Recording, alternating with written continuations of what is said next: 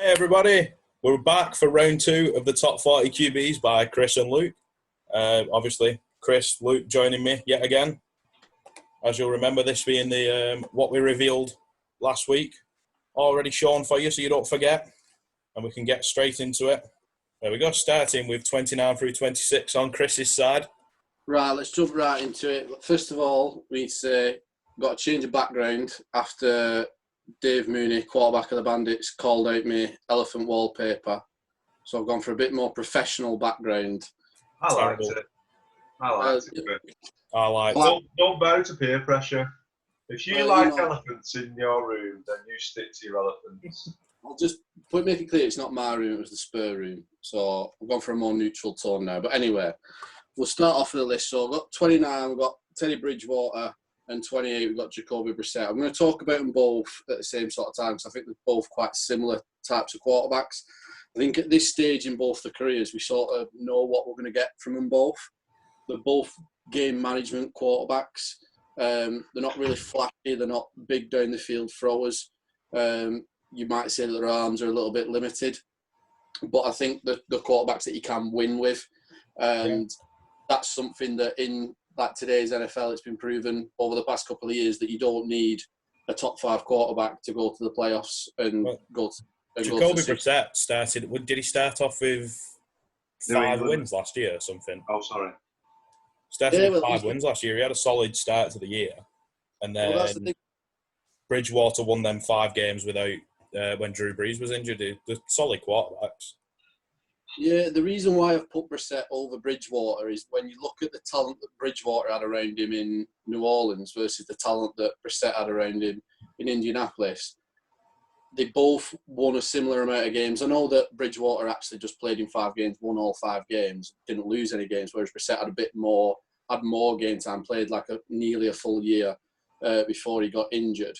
And then a couple of years ago before when Andrew Luck was injured, he again played. So he's played a little bit more than Bridgewater over the past couple of years. So that's why I've sort of given him just a slight edge over him. I don't think there's a lot between the two.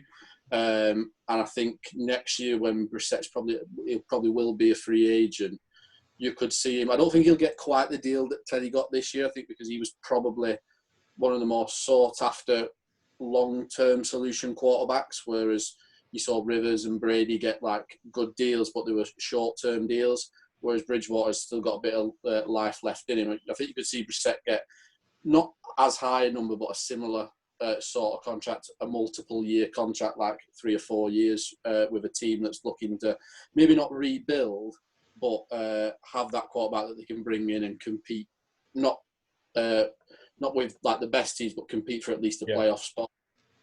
I think Jacoby would definitely be the perfect. I mean, the sort of thing Foles went into this year, somewhere where the starter isn't guaranteed and you can have a bit of a camp battle, that sort of thing.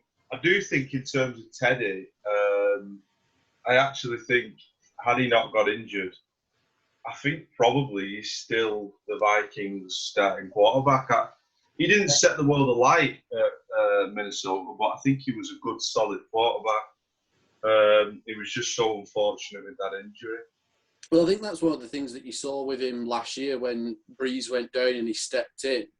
They weren't blowing teams away, but like I said before, they're both game management quarterbacks, and that's the sort of style that he plays. He's not a big risk taker, so he might not.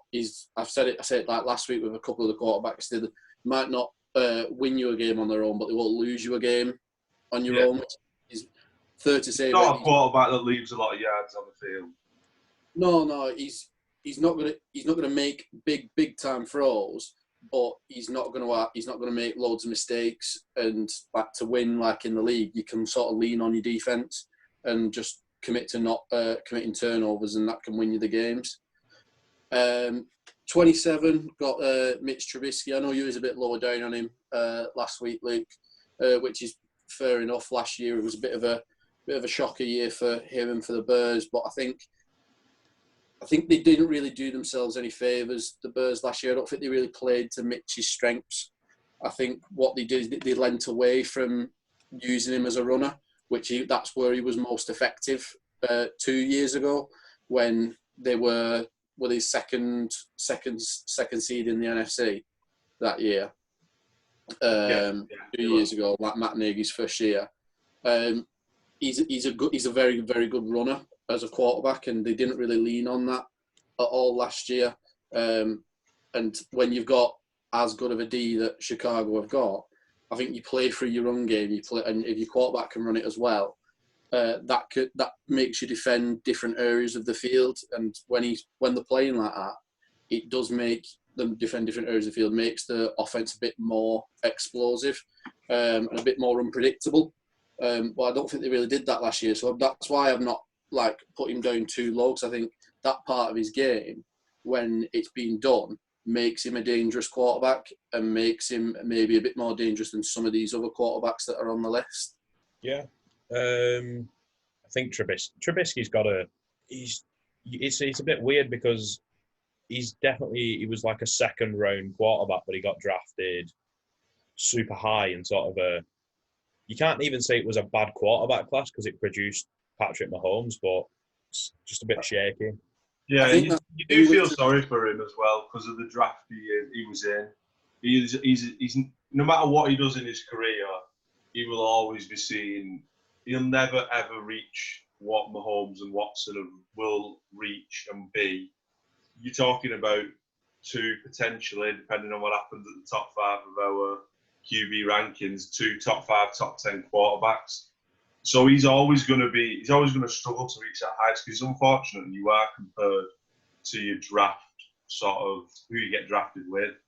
In terms of him running, it felt like last year that, I don't know, maybe the offense, maybe Matt Nagy told him not to run as much. I felt like there was times where he was looking for the throw for too long, and he was worried about an injury, about getting hit. I don't know, but he didn't seem, in previous years, in his rookie year, his second year, he seemed to just sort of like, first read, no, second read, no, oh, there's a big hole here, I'll take off, I'll gain 15, 20 yards, whereas he sort of seemed to sit back a little bit. Maybe that's what they wanted, but it didn't seem to work. Yeah, I think that's what I meant, by Matt Nagy didn't really do him any favours. Maybe he did, hamper him, maybe he did handcuff him a little and say, you're not going to take off and run, which, when you've got that ability, I don't see why you would do it. You saw Buffalo do it with Josh Allen this year, to great effect. And I think if they go back to that sort of style, then I think he warrants being at this sort of number. I think if you just go off what happened last year, then, you would probably put him around the mid-30s like you did. I'm just sort of going off what I saw 2 years ago and thinking that it was a year ago. He's not really lost. He's a young quarterback. At the end of the day, I think, was he a 1-year starter? Yeah, I think he started. Yeah, he went in and started straight away, yeah. So, when he came into the NFL, he didn't have a massive amount of experience. He basically sat 2 games and then was thrown in. So I think he is still learning as a quarterback. And I think the jury's out on him, really. I don't really know, whether he's going to improve this year or not. They're a bit of a topsy-turvy team, the Bears. Foles might be the sort of rocket up his arse that he needs. He's got someone in there who's going to really compete and he's going to match him. And probably Foles is a better pure passer than Trubisky. So he's going to have to up his game. And maybe sometimes you do see it, that you bring in a better competition and it elevates a player. I mean, I hope it does for him, because I actually do really. I think he's got something about him. I think he could be a good quarterback. But like you said, he's always going to be compared to those other quarterbacks in that draft class, which is unfair on him because it was the Bears that took him second overall, traded up for him second overall as well, when they could have had the other 2. And that's nothing on him. That's on the front office and their evaluation process. A lot of other people were out on Mahomes and Watson, though. A lot of people. There weren't many people that felt that Trubisky wasn't the top sort of QB. And I know there were people who said Watson and Mahomes, but people had a lot of question marks about Watson, and Mahomes was very much not an unknown commodity, but coming out of Texas Tech, he wasn't as highly rated as sort of Trubisky was. Yeah. And then 26, I've got Daniel Jones. So I quite like what I saw from his rookie year last year in games, in some games. Like there was some good, there was some bad. I know he had like a big fumbling issue. I think it was the most fumbles in the league. But at the same time, his offensive line last year, absolutely awful. They have done stuff to try and improve that this year. The thing that I do worry about Daniel Jones is the receiving core around him. But he got what he could out of there last year. I don't, like you said before, like with Brissett and Bridgewater, he didn't really leave much on the field in terms of throws. What was there to be had, he took it. I think one of the things that the Giants need to get back to is realising that they've got a top 2 running back in football. They've got one of, if not the best running back in the NFL today.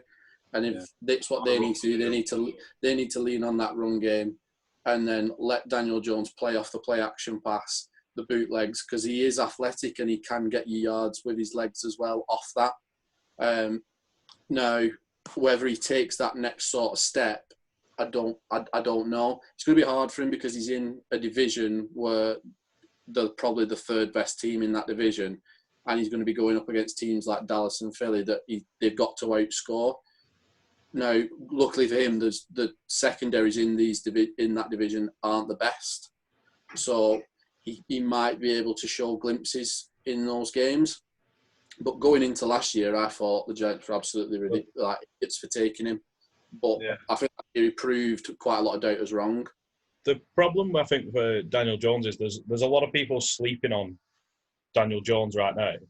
Because when you think about it, he came in, his first start was against the Bucs, and he scored that winning touchdown with his legs in like the last minute or something. Yeah.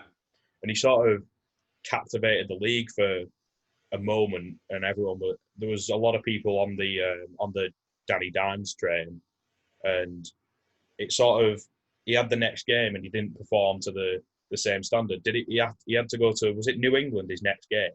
And he went to New England when New England were on like a massive winning streak at the start of the year. Yeah, like in the cold against Bill Belichick, a rookie quarterback. He wasn't going to win and he wasn't going to do well. And a lot of people fell off at that point. So I hope he takes a step this year because I can see him being a starter for the Giants for a while.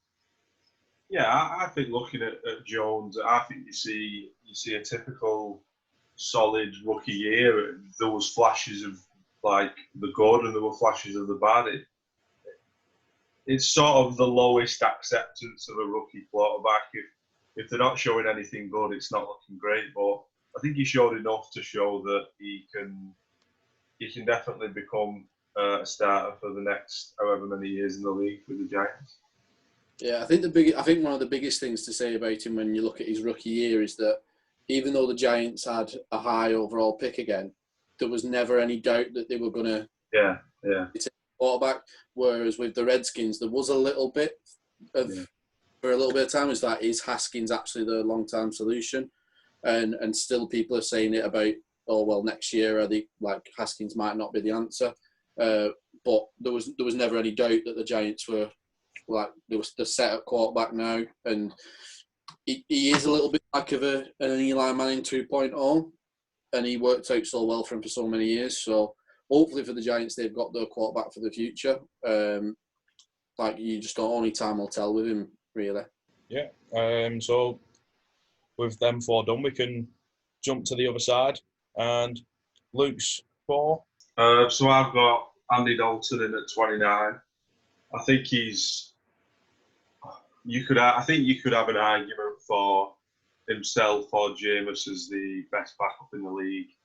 I know Ben did a sort of podcast on him and how he's going to take Dak all the way. I'm not so sure if it'll be quite like that, but that was before Dak signed that franchise tender. It's not happening now, but no, I mean he is a good player. I think he was really sort of thrown under the bus last year in Cincinnati.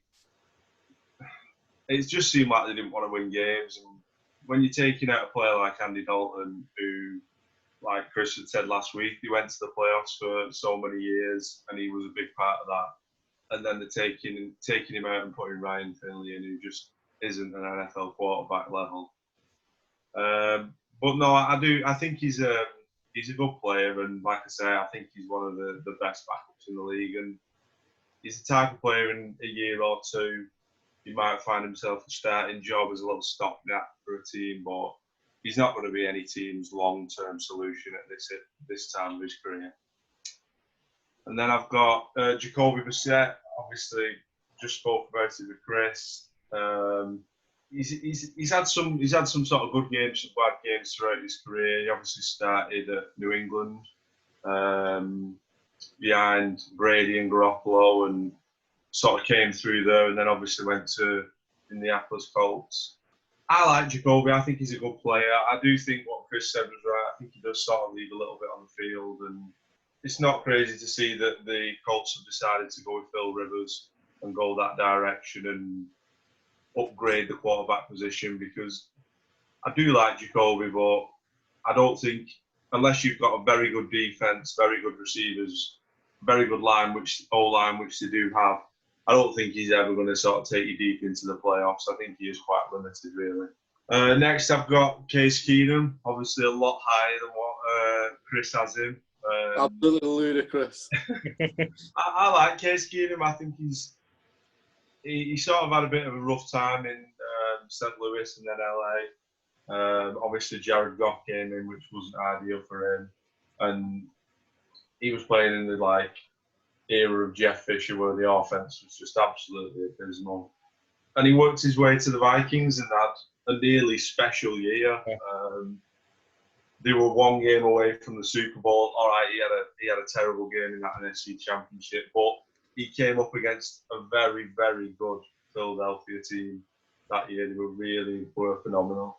You can't say that Keenum hasn't had his moments, and I think if you're going to be an NFL sort of backup quarterback, who I like him, but I think that's sort of his place. I mean, he might beat out Dwayne Haskins, or no, he's in Cleveland now, isn't he? Yeah, he's in Cleveland. Yeah, he's in Cleveland, but, if you're going to be like this backup quarterback, all you can sort of ask for is to have special moments along your career, and obviously he's had the Minneapolis Miracle.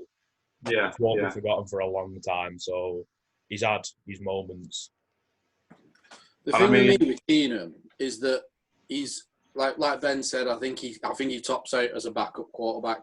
That he had the run with the Vikings to the playoffs, but after that he bounced around from a couple of teams. So he was in Denver, then he went to the Redskins, gets beat out by Haskins at the Redskins. Then he then goes to the Browns now, where he is a backup. And I think it's not like he's not been given opportunities by multiple teams. And I think that's what I think he's a service. I think he's a good backup. I think he's a great insurance policy for a lot of teams. I don't think any team really is looking at him thinking he's our starting quarterback. A bit like Ryan Fitzpatrick, where it's like no team is looking at him thinking, right, he's our starting quarterback for 16 games. He might be a stopgap sort of quarterback for a few teams, but I think potentially he's now on the route to just backup quarterback now for the rest of his career. I think on my list personally, I think 27 through to 32, in my opinion, are sort of backup range quarterbacks.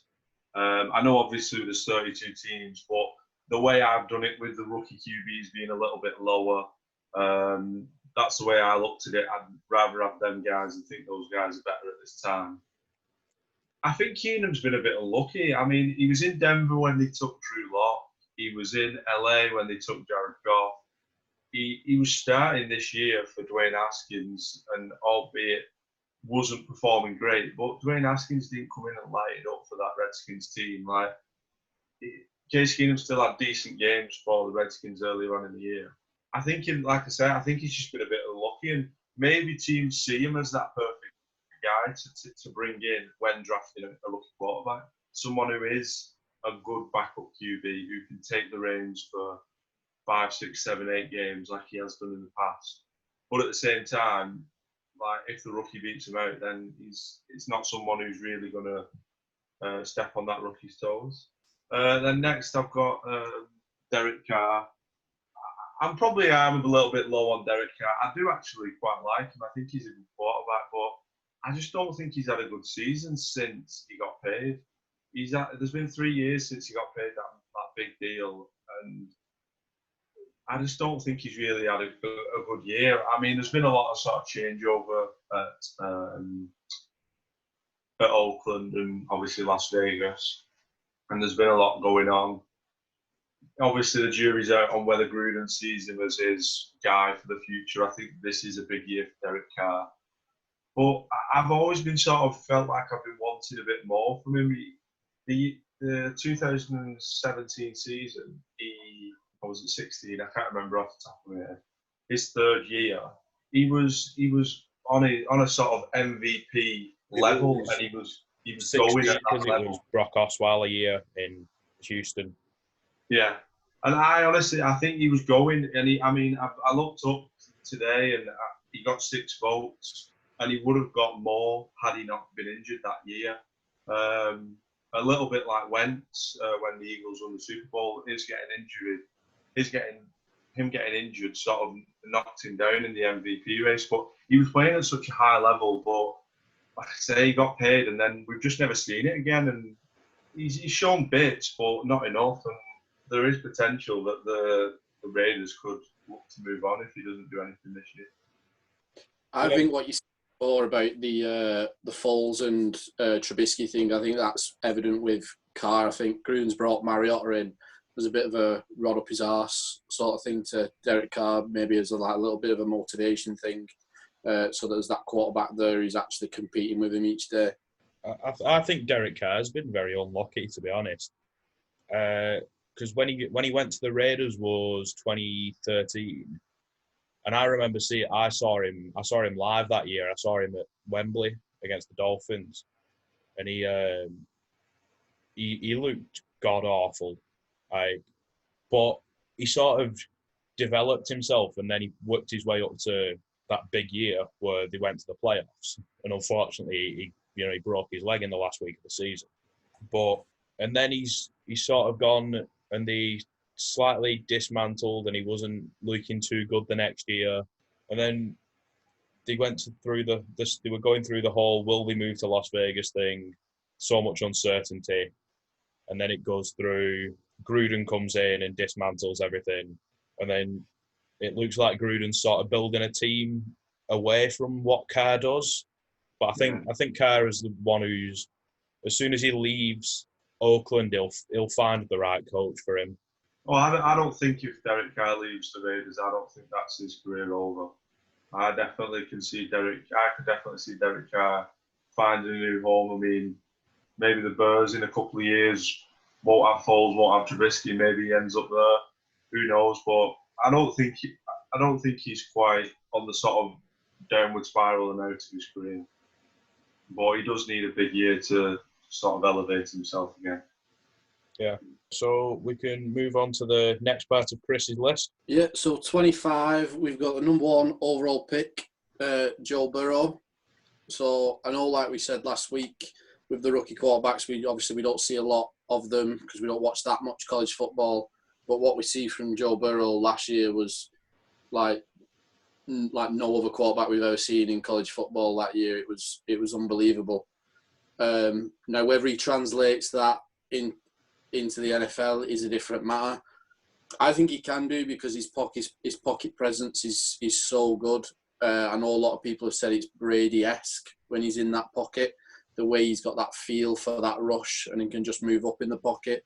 The thing that scares me with him is the fact that team around him was so good and that he had so many good receivers and so many options. And it's something ridiculous, like 11 people on that offense have actually been drafted or something. So if I know, like in the previous years, he obviously hadn't had that success, and it all just sort of came together in that last year.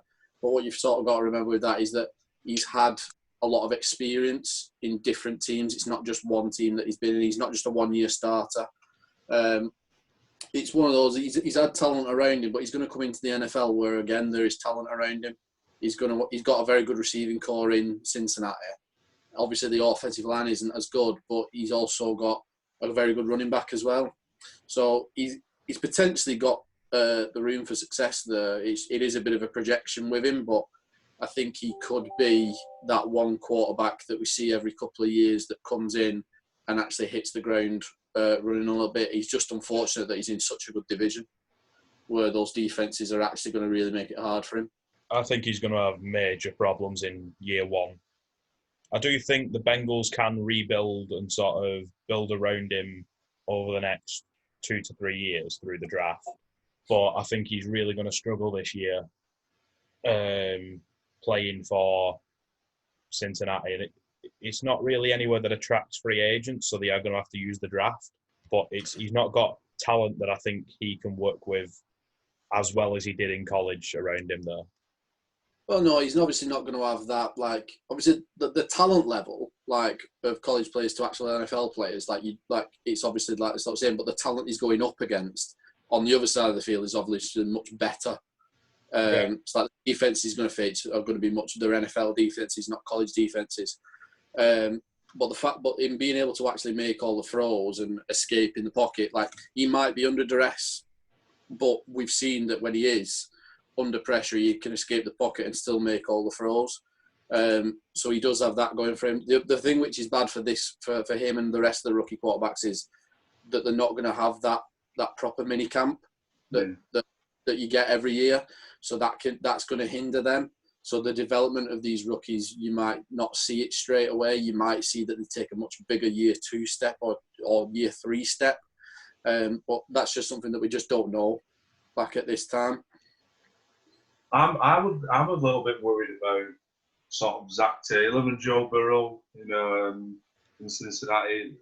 I don't see Zach Taylor being a great NFL coach. I could quite easily see a couple of 2-14, 3-13, 4-12 type seasons, and him getting fired. And I hope that doesn't sort of stunt Joe Burrow's growth. I hope that he doesn't have 3 years at the start of his career where he's stumbling around with a guy who isn't a great head coach, and it takes the Bengals that amount of time to find him someone good, because it can hinder you.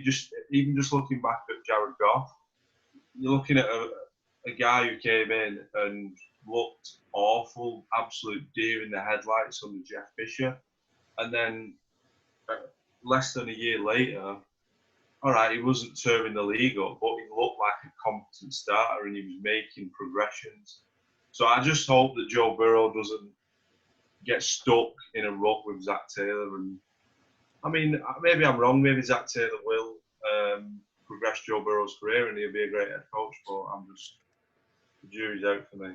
Yeah, I can see Zach Taylor sort of being the problem, but we don't know whether Zach Taylor can coach or not yet. It's going to be a rocky sort of start for him. Only time. And as well, there's potential Joe Mixon. I know it was a while ago, but there was talk he might hold out, which would be a massive problem for Joe Burrow if they don't have him carrying the football 20 times a game. He was. I think the talk was more that he'll do an Eli Manning at the draft, which obviously didn't happen. I think he's set. I think he'll play, but yeah, it's probably not his greatest situation to walk into. Especially when you look at. I think when you look at the other 2 rookie quarterbacks that went, you're only talking about the space of 3 or 4 positions. But yeah, I think Tua's gone to possibly one of the great young coaches in the league at this time. I know that fills you with a bit of joy, Ben. Definitely. And I think same with Herbert. He's gone to a great situation with the LA Chargers. I nearly said San Diego. Yeah, so we'll move on. So 24 got Drew Lock. I mean, for him, like, I wasn't expecting anything really from him last year. I didn't think he'd really see the field, and when he did, he took his opportunity. He looked really, really good. And talk about believing in your second year quarterback. John Elway's like loaded talent around him, and he's clearly said this is our guy, and we're going in on him. I think it's unfortunate the fact that he's got Patrick Mahomes in his division. he'll always be overshadowed in that division by Patrick Mahomes. But the fact that they've gone and got Jerry Jeudy to pair with Cortland Sutton, and then to go with tight end Noah Fant that they got last year. That's three big passing weapons that he's got there. And then to say that he's also got Philip Lindsay and Melvin Gordon in his backfield, that's. I know people are talking about the Denver offense like being good this year. I think it'll take a little bit of time to bed in and gel, and I don't know if Jeudy will be this number one receiver right away. The fact that he has got Cortland Sutton on the opposite side of him, I think, will help Judy's progression. I think 2-3 years you could be looking at a Denver offense that's top 5 in the league.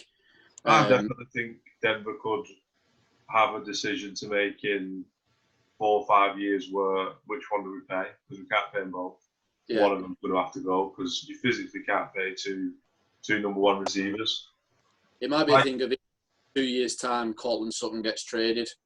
Yeah, because they know that Jeudy, they've got more invested in Jeudy, and they think he's a better player, and then they trade away Cortland Sutton and get like a big return for him and potentially invest that then back into a receiver. But like you're speculating there, but what we have seen from him last year, it's not a massive amount of games, but he was able to move the ball down the field, and they looked like a good team last year. I think they'll be a much better team this year. They're just unfortunate that they've got the Chiefs in the division with them. But I think over the next 2-3 years, I think you'll see that gap minimalise, and you'll see a very competitive division. I think the Chargers will be there with them as well, and the Raiders, they're a bit known on commodity. It depends what they do with Carr. But I think that division could turn into a division which is really closely fought. It's just at the minute the Chiefs are obviously the Super Bowl champions, best team in the league, because they've got one of the best quarterbacks in the league as well. But there's nothing saying that Drew Lock can't become that, because we did see flashes from him last year. Yeah, I can sort of see the AFC West, like you're saying, becoming that weird division that you have sort of every year or so, where all the teams within the division they split games and they eat each other alive in the division. And they'll go into the playoffs at a 9-7 record or a 10-6, and people will write them off. But then, they're actually a really, really good team. They're just filled in a division with other great teams. Yeah, they've just lost close games against good teams. Yeah. It could be that division where you get 2-3 playoff teams every single year coming from that division, like the NFC East used to be. Your champions are a bit like your division champions, and then the 2 wild cards would be from that division as well. Very much like the Steelers and the Ravens always seem to be in the playoffs. You might see that it's the Chiefs and the Broncos are in the playoffs again, or the Chiefs, the Broncos, and the Chargers are in them. You just don't really know, do you? But I think it's certainly going that way from what we can sort of see. Right, so 23, we've got Jimmy Garoppolo, Jimmy GQ. I mean, maybe the most franchise-looking quarterback there is in the league. He's a very handsome man, isn't he? Now, besides that, he is actually a good quarterback as well. I think he's not perfect for the Shanahan offense, because I think he would like a quarterback that can potentially maybe push the ball down the field a little bit more. But what he is perfect for Shanahan is those middle of the field throws where Deebo Samuel over the middle off play action, George Kittle off play action. He's very good at that, and it complements Shanahan's offense very well. I think when Shanahan's been the most effective is when he's had that Matt Ryan type quarterback that can push the ball down the field. I don't think he's quite to that level, but he is a very competent quarterback. And I think one of the other things that he's quite good in is that 4-minute drill offense, which we saw in his first year in San Francisco. There's that video where it shows the full drive of him driving it the full length down the field, and he's calm under pressure. He looks poised, and I think that potentially that might have been embedded in him in New England. Tom Brady's very much the same. He's quite a good. He's quite a clutch quarterback. Everyone knows that Brady's the clutchest quarterback potentially of all time. I think that potentially has rubbed off on Garoppolo a little bit. I think he's learned from that, and he doesn't tend to panic under pressure too much. I mean, there was talk of potentially the 49ers going in for Brady, which doesn't fill you with a lot of hope for Garoppolo. It doesn't give you much belief that they truly, truly believe in him. But I think if they potentially move on from him, I don't think he'll struggle to find another home pretty soon. I think he's a good NFL starting quarterback, and I don't think he's quite at that. He's not quite at the top tier, but he's by no means just a backup. I think he is a good starting NFL tier quarterback. I think he's a lot higher than where you've got him, I'll be honest. I think judging on what we saw of him in New England, and yeah, New England's a good system and you can say he's a system quarterback, but if you have a quarterback that Tom Brady, of all people, went to management and said, get him out of my locker room due to fear, then he's a good quarterback. He's a top 15 quarterback. Oh yeah, I think Brady knew that if he stayed, he would take his job, which does speak volumes to it. But one of the things which does worry me about Garoppolo is that he's only played for two of the best offensive minds in football. Yeah. So is he really good, or is he a product of the system? Like, he's played under two of the best offensive coordinators in football. So is it actually him, or is it the system that makes him look good? Which obviously we don't know because we've not seen him play for an offensive coordinator that's not ranked as probably one of the top 5 minds in the game at the minute. Yeah, I mean, I think he's brilliant. I think he is in an offense where he doesn't have to be the saviour of a game, unless it's sort of, you saw it in San Francisco last year. It's going to be everyone else is going to carry Jimmy Garoppolo, and then for 2 or 3 games a year, they're going to say in the last 2 minutes, all right, Jimmy Garoppolo needs to carry us. And for those, I'd say 2 out of 3 of those games last year, he did it. So, I mean, in terms of that, you can't argue that Jimmy's not done his job. Yeah. They were half a game away from achieving their ultimate goal, which was winning the Super Bowl. So he does what he needs to do. I just think, I mean, I've obviously, we'll see in a minute, I've got him at 22, so very close to what Chris has him. And I think if it's all going wrong, I don't think he would elevate your team quite often enough to warrant him being in that sort of next tier up of quarterbacks. I think if it's all going swimmingly, then it's going well and he'll make the throws. And I mean, people talk about Jared Goff, how he gets these silver platter throws where Sean McVay has someone wide open, but so does Jimmy G. He's over the middle. George Kittle makes a move on someone, and George Kittle stood 15 yards in the field, stood looking at him, and all he has to do is put it on his numbers. And he does that, and that's his job, and that's what he has to do. But I think that's why I don't have him quite as high, and possibly why Chris hasn't either. Yeah, that's the reason why, for me, why he's not a top 20 quarterback as of yet, because I've just not seen that from him where he puts a team on his back often enough. Not often enough, yeah. It is more so the system, and you could argue saying a lot of quarterbacks could go into that system and have success, whereas I think I just need to see a little bit more from him where he puts the team on his back and gets them the wins on his own, which I think some of the quarterbacks higher up in this list do, not just a couple of times a year, but do it week in and week out. But there's no saying that next year he couldn't take that next sort of step. He's got the perfect offensive coordinator to take that next step, but it does look like the 49ers are always going to be that sort of run-first team. But if he can... Yeah, I don't know if we'll ever see it with him with the 49ers. But if he can play off that... And they can't run the ball. But if he can play off that, it's the perfect situation for him where he doesn't have to be throwing the ball 40, 50 times a game. He can throw the ball 20 times a game and still look good through the system. Yeah. Just to say that technically, last year was Garoppolo's sort of first year actually playing for San Francisco when you think about it. because he played those. When he got traded, he played, was it 8 games or something like that at the end of the year? And then he missed the entire season his second year, which inevitably helped the team because they got a high draft pick and they managed to get Nick Bosa. But yeah, that's the thing with him. Like you don't realise how few games he's actually played. Yeah. When you think he's actually been in the league for, how long has he been in the league for now? Probably about 6 or 7 years, something like that. But he's probably only played about 20 games, maybe less. So he's not young, but he's not got a lot of games on him, which for any other position would be good.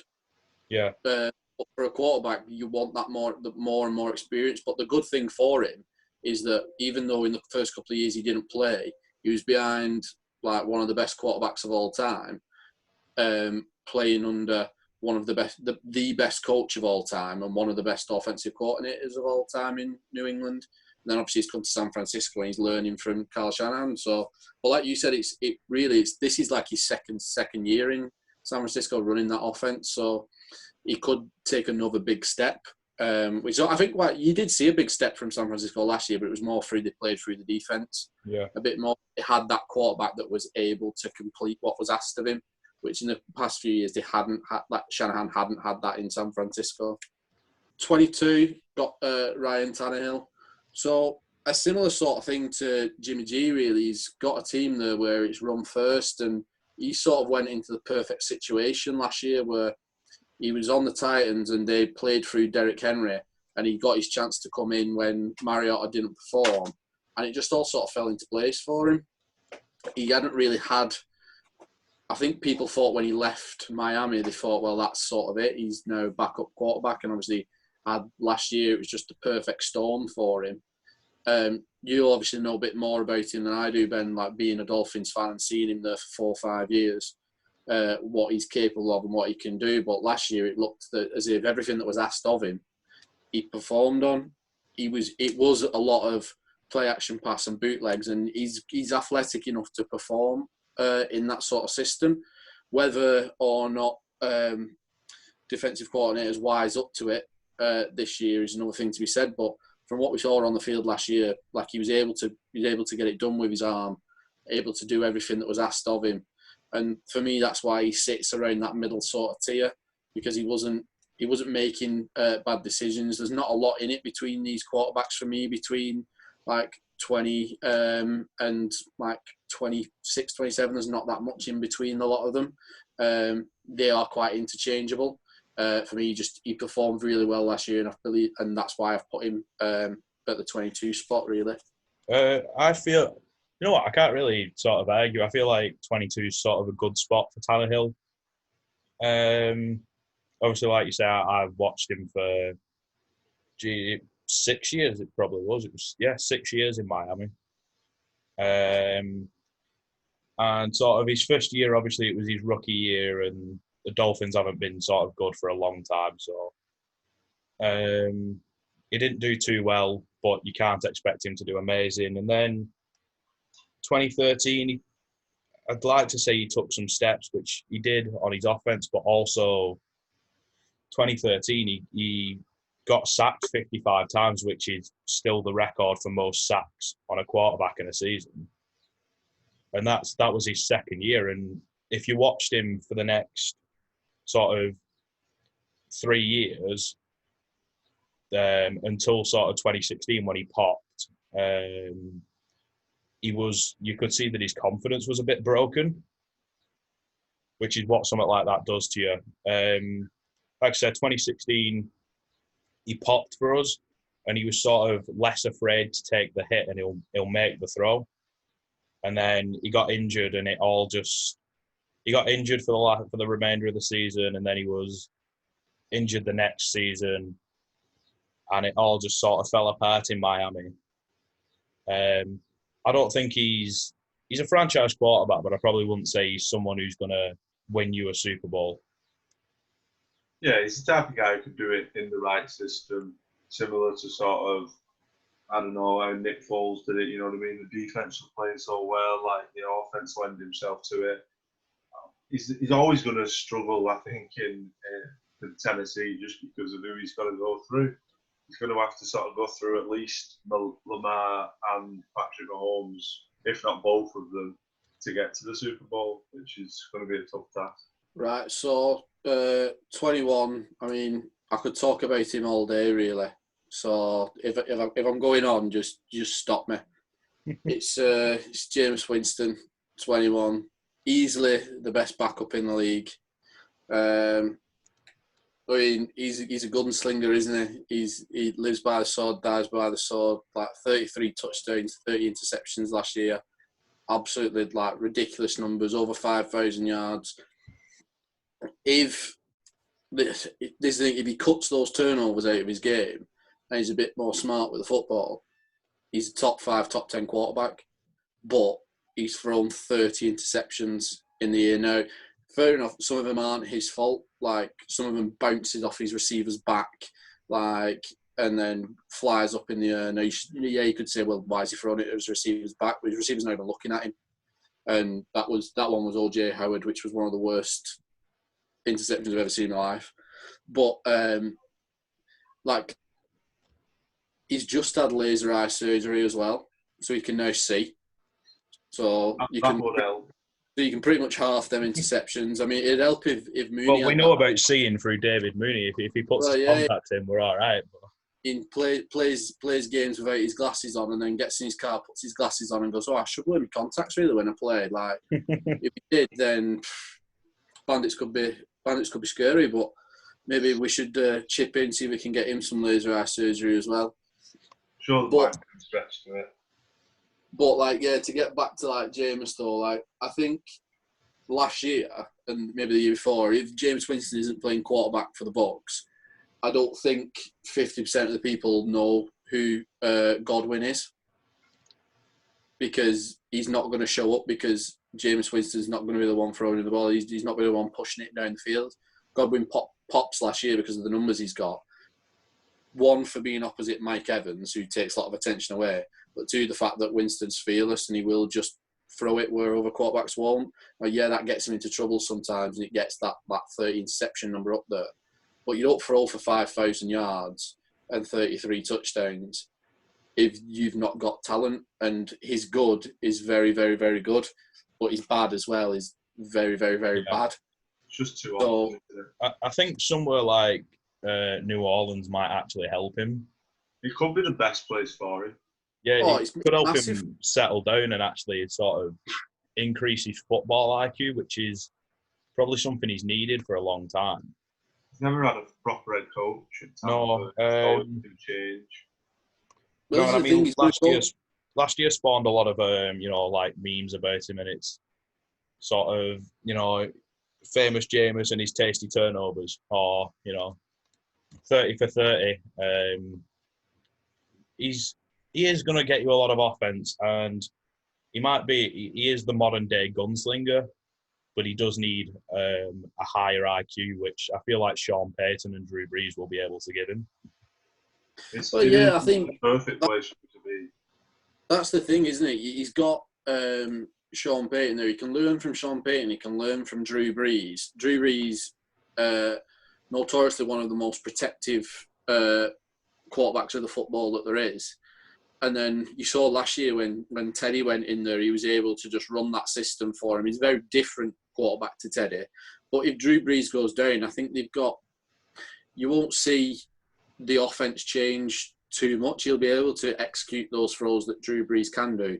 If not, push it down the field a little bit more, because Drew's arms has sort of tailored off of late. Now, he's still a very, very, very good quarterback who can complete all the throws and run that offense perfectly, but it's just he does lose that down the field option, which is why you see it given to Taysom Hill to throw those deep balls in the playoffs.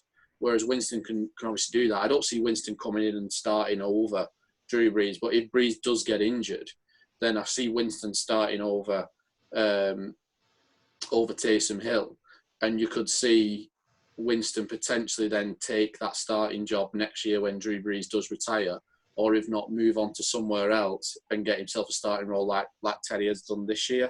Yeah.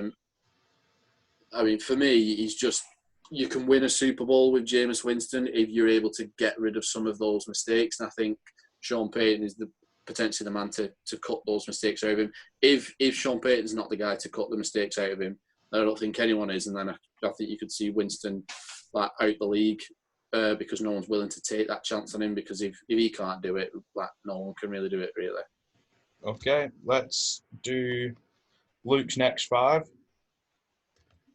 So it's a pretty similar look, really. Like Chris said, all the sort of quarterbacks in this area are sort of interchangeable, and I agree that sort of 27, 28 to 21, you could flip them either side everywhere. I think they're all kind of a similar standard. At 25, I've got Tannehill, a bit lower on him than Chris. I think it was just like the perfect year last year, and I don't want to buy into that's it. Ryan Tannehill's finally reached what he was going to be. It scared me a little bit how little he threw for in the playoffs. Now, I know that they won those playoff games, but for the most part, the ball was taken out of his hands, put into Derrick Henry's, and Derrick Henry was doing his job, and the Titans won those 2 games. But for a quarterback to throw for, I think, less than 200 yards over 2 playoff games, it just doesn't tell me that quarterback is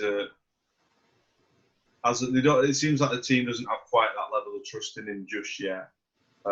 He made some big time throws. I know there was the touchdown to the tight end, which was I think it was a 3rd down in New England, which was a great throw.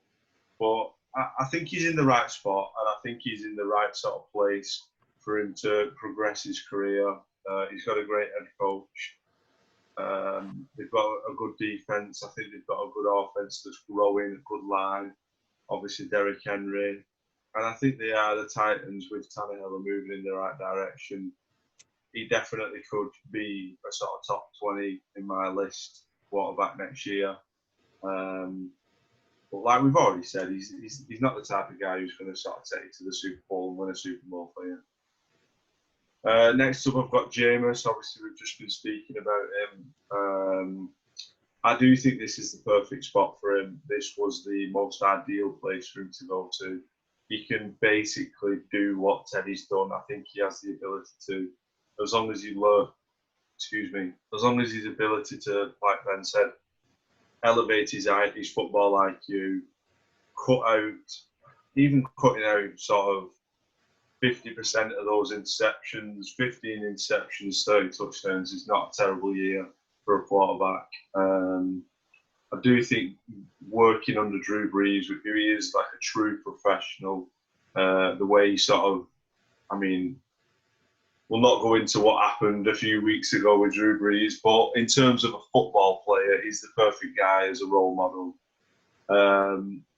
Sean Payton, been around the league for so long. Like I say, I do think it's the perfect spot for him. And potentially in a couple of years when Drew Brees retires, because he's bound to retire.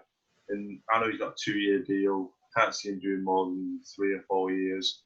It could be that Winston takes over, or he does what Teddy does and moves on. As you can see, neither me or Chris have got Taysom Hill in our 21 to 40, and spoiler alert, he's not on our lists. I do think Winston is definitely the backup quarterback. I'm definitely not sold on Taysom Hill. And I think Drew Brees will have a couple of games this year where he gets a knock, he gets a bang. He might miss as many as 5 like he did last year, or he might just miss a couple. But I do think Jameis will see the field at some point this year.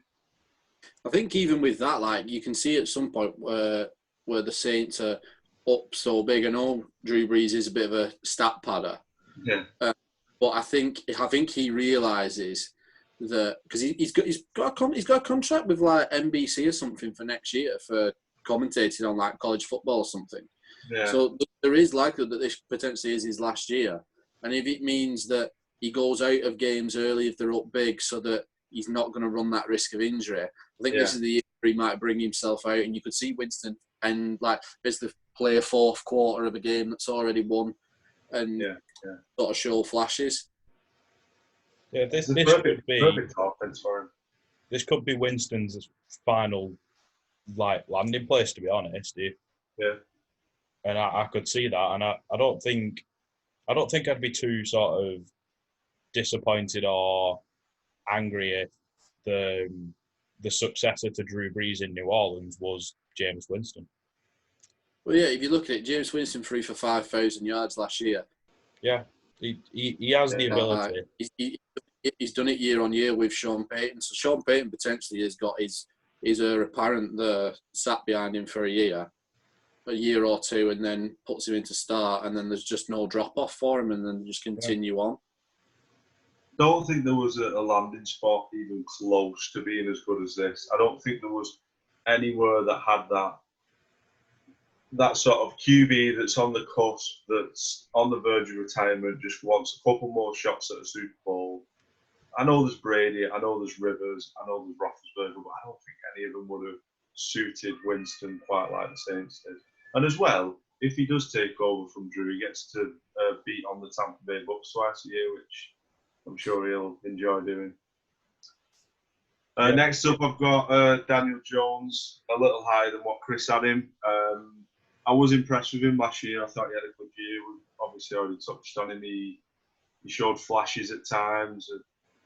I think he will. I'm confident Daniel Jones will take the next steps. Like, I don't think I'll have him top 10 next year, and he might be a few years away from that. But I think you'll find he'll jump up sort of 5-6 spots, and he'll start solidifying himself into a top tier starting quarterback. Obviously, we said it's potentially a big year for him.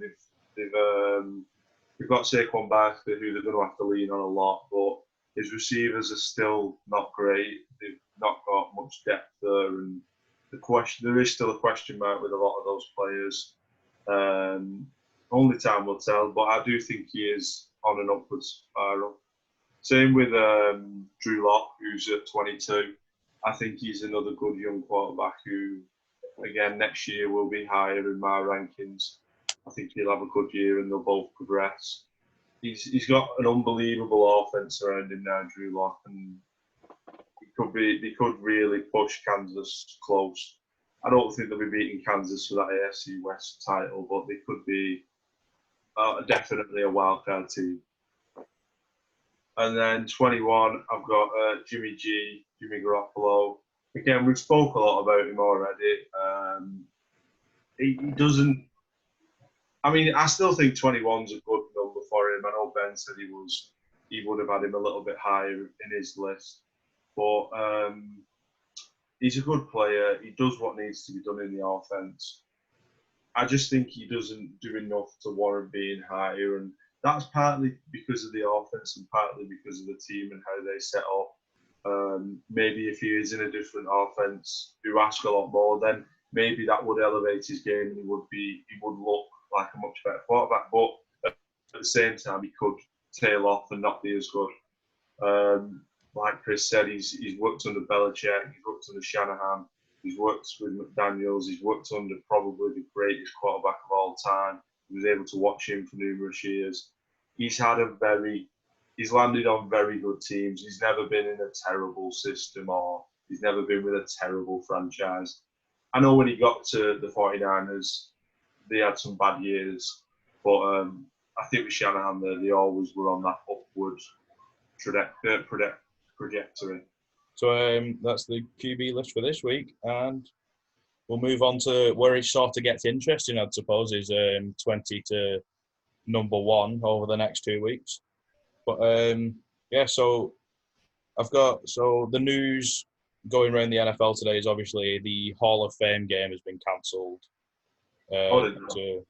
due to COVID, and the Hall of Fame induction ceremony has been postponed to next year sometime. But on a lighter side, we thought we'd play a game to finish with, which we're going to call Sink or Swim.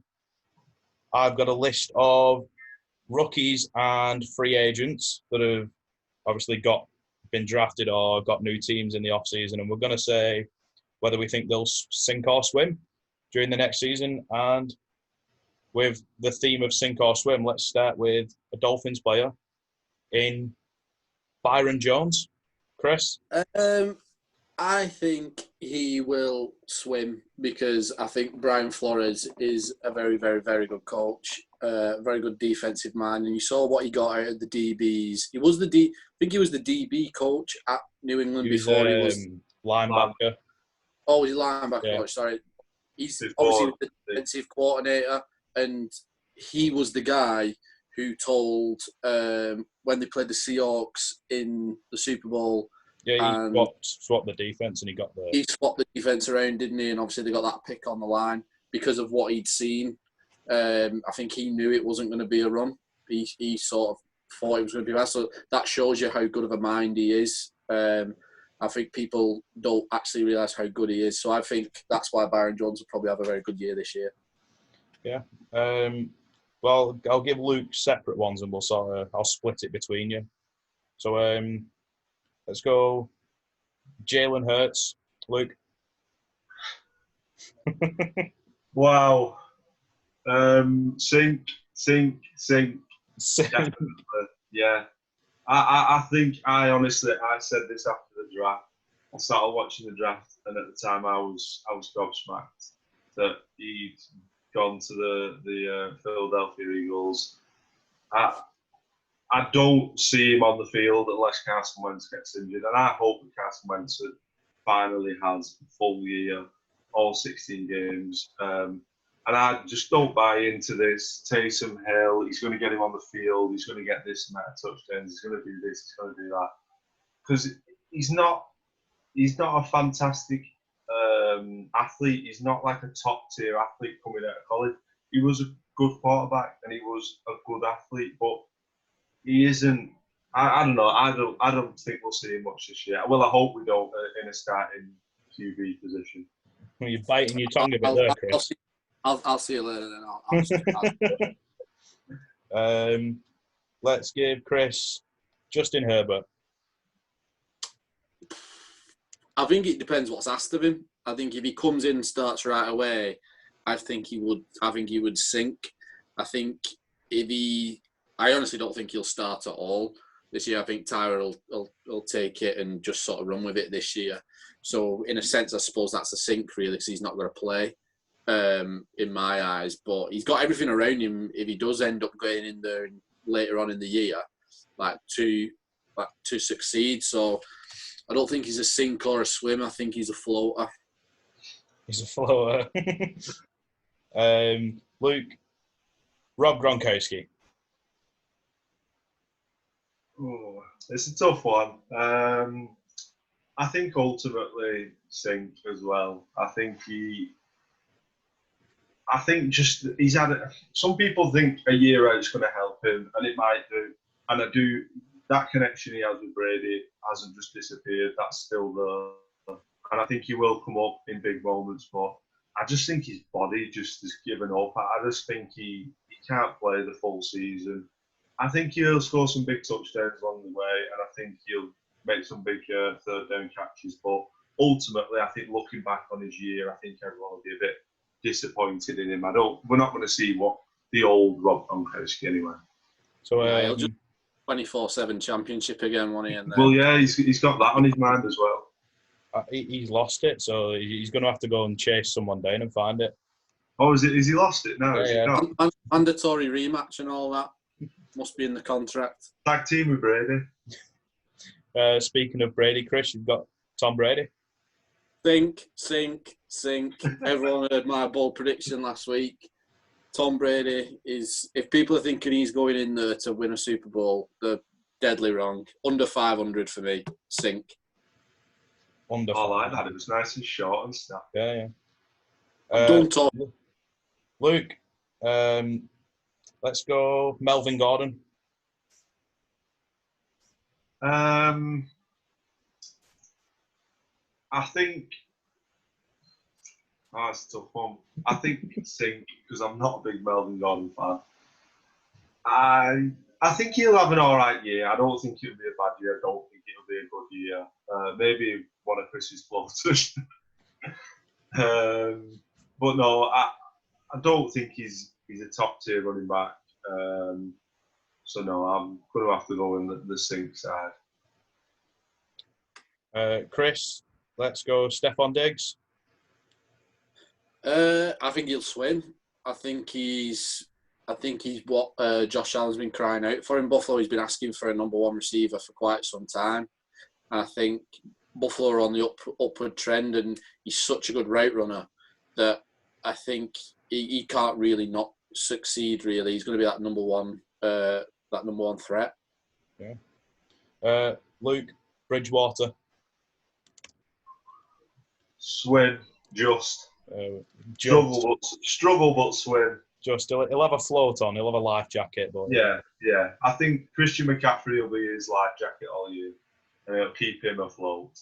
I like Teddy. I think he's a decent quarterback, and I think like I said earlier, I think he would probably still be the starter in Minnesota if he hadn't got injured. And I think he's finally found I think he potentially could have stayed at the Saints if Drew had retired, but he didn't. He's gone to Carolina, new head coach, and who knows. But McCaffrey signed a new long-term deal, so he needs to just grab hold of Christian McCaffrey and hang on. Chris, we've got Mariota. Sink. I don't think he's gonna beat Derek Carr out for the job. I think if his job is to stick a rod up Derek Carr's ass and make Derek Carr push on, then yes, swim, he'll do that. But if his job is to go in and compete for the starting job and to win it, I don't think he'll do that. We'll give Luke an easy one because I've given him a few to think about. We'll go DeAndre Hopkins. Swim all day. There we go. Pause, but swim. No, he's top 3 wide receiver in the league. Obviously, neither of us have had Kyler Murray on our list, so that shows you how we both feel about Kyler Murray. I think the jury's still a bit out on Cliff Pink. I can't say his name. The jury's out a bit on Cliff. But no, I think with Larry there, and Kenyon Drake had a good end to the season. I think he'll have no problem getting targets and getting yards. Yeah. All right, so we'll go last 2 very quickly. I'll go Chris. We'll give you Tua.